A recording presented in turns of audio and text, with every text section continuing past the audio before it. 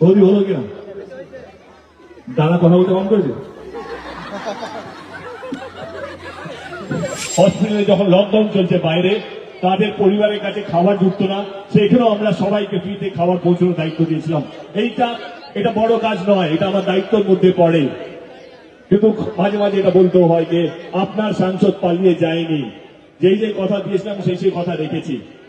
এবং আমি আপনাদেরকে অনুরোধ করব যে দাসপুরে অনেক ছেলেমেয়েরা বাইরে থাকে সোনার কাজ করার জন্য।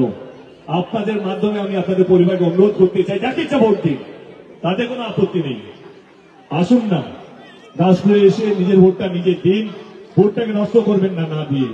প্লিজ আপনাদের পরিবারে যারা কেউ বাইরে থাকে তাদেরকে অনুরোধ করবেন যে আসুন, দুদিনের জন্য আসুন, এসে ভোটটা দিন, তারপরে দেখেন। এটা আমাদের গণতান্ত্রিক অধিকার। এই ইলেকশনটা বছরে 5 বছরে একবার আসে, এটা একটা গর্ব। তো যারা বাইরে আছে আপনাদের পরিবারে কেউ যদি বাইরে থাকে তাদেরকে অনুরোধ করবে একদিন বা দুদিনের জন্য আসার জন্য এবং ভোটটা দেওয়ার জন্য।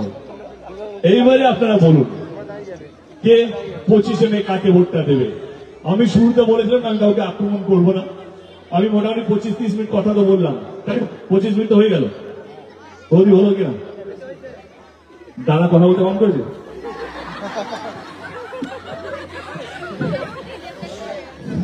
ঠিক আছে, তো 25 মিনিট কথা বললাম, 20 মিনিট কথা বললাম।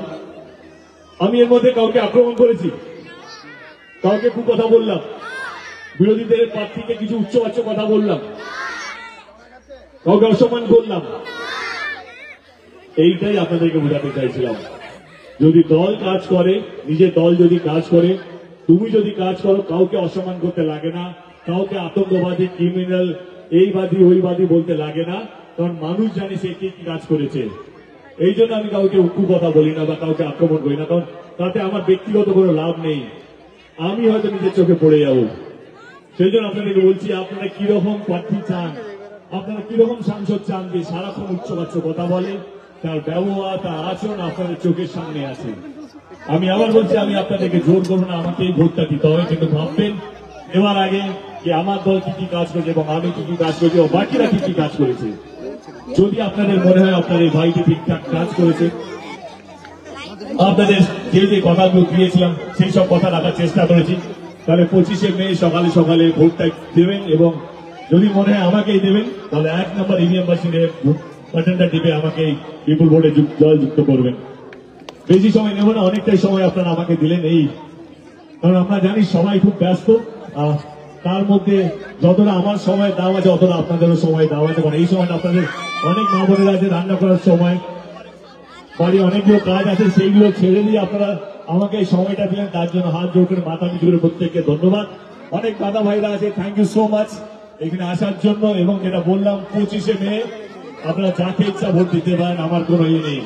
কিন্তু মাথায় রাখবেন, যদি ধর্ম রাজনীতি যারা করেন তাদের হাতটা শক্ত করলে, তাহলে মন্দির থাকবে, মসজিদ থাকবে, হসপিটাল, স্কুল কিছুই হবে না। বাকি আপনারা যা ভালো বুঝবেন, যা ভালোভাবে দেবেন, মাথা পেতে নিয়ে নেবো। টাইম দেওয়ার জন্য অসংখ্য ধন্যবাদ, ভালো থাকবেন, thank you so much. Vande Mataram.